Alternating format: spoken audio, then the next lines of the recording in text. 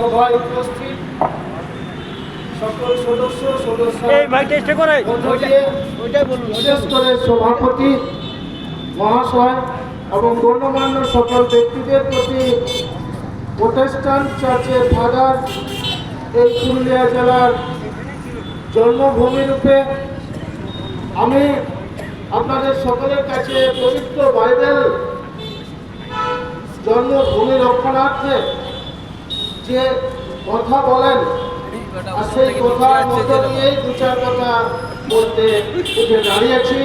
আর তাই আপনাদের সকলকে আমাদের প্রভু যিশুর নামে স্বাগত জানিয়ে দু চার কথা বলি। পবিত্র বাইবেল বলে আদিতে বাক্য ছিল, বাক্য ঈশ্বরের কাছে ছিল এবং বাক্য ঈশ্বর ছিল। এই বাক্য শব্দটা সমস্ত জাতি ধর্ম বর্ণ নির্বিশেষে সকল মানুষের কাছে শান্তি সম্প্রীতি সৌহার্দ্যের কথায় প্রকাশ করে। এক একটা